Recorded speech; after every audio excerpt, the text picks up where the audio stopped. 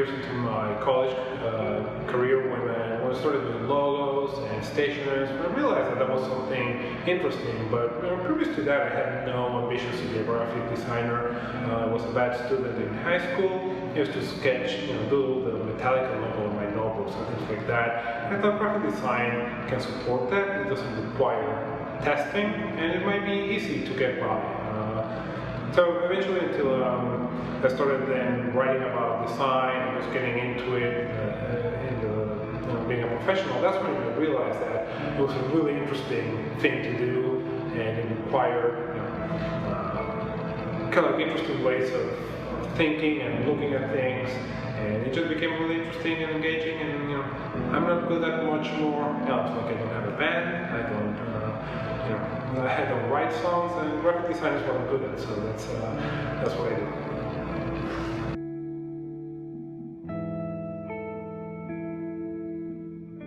That it takes a lot of hard work. There's no magic wand that you can wave and make things appear, or you have to put in the hours, sitting on your ass doing things, and it takes a lot of hard work, and because otherwise someone's gonna work harder than you, and I think that applies to anything in life, but it does help to graphic design.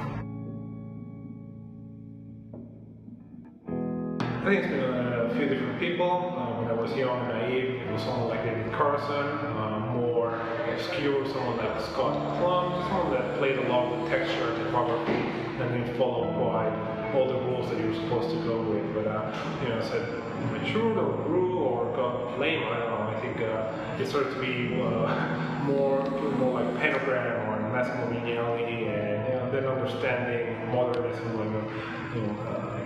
Brockman, Armin Vit, and all those things, just kind of like the simplicity and the brevity and the directness of it just really spoke to me. I think that kind of straightforwardness in design is something to strive for.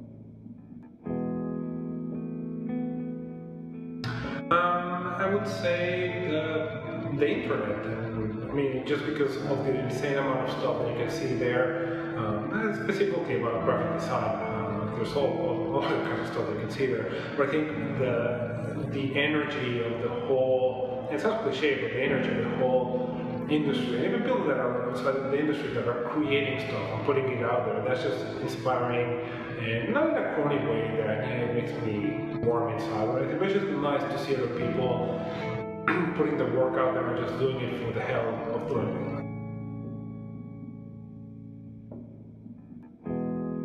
I usually go straight into the computer because that's where I sketch.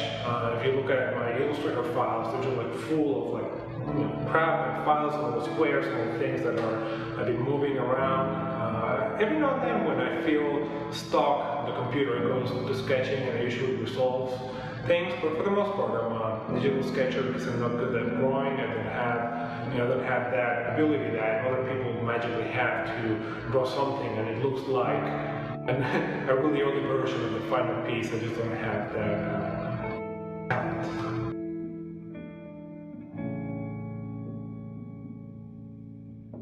I think it's usually, at the beginning it's always about listening to what the client wants, or with our projects, it's just trying to figure out how we're going to do it, and then it's just dive into it. I mean, we don't do a lot of research, we go along with our gut instinct, just figure out what, if it's client work, we'll just go with what we think that industry can look like or feel like or act like. When it's with our projects, we just go like, as designers, what would appeal to us, and we just go with it and do it. And again, I think it goes back to just sitting down and putting in the hours and making it work until you're done.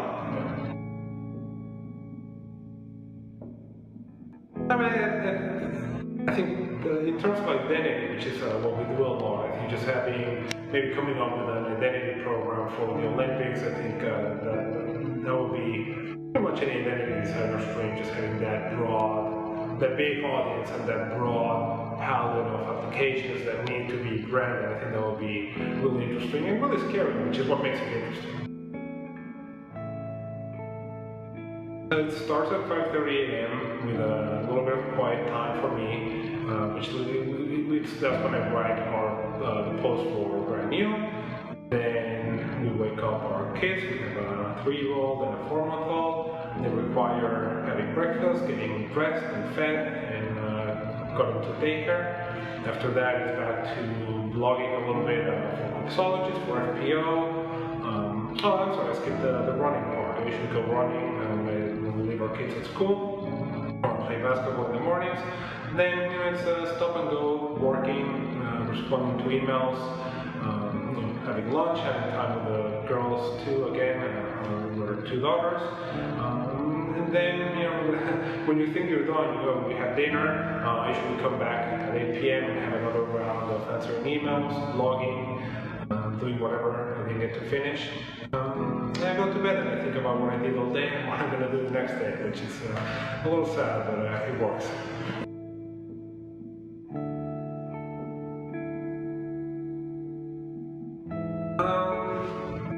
Usually, what I do is I try to distract myself with something else.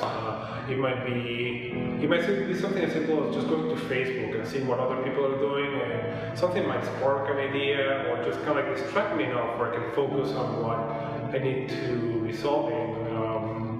Anything more serious has to like step away from something, come back, and really take a hard look about what's working and what's not.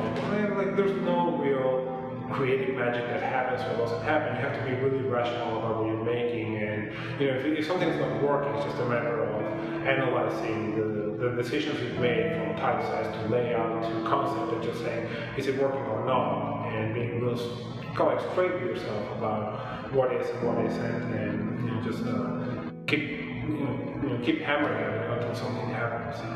Because again, there's no magic wand that will come in and give you the solution.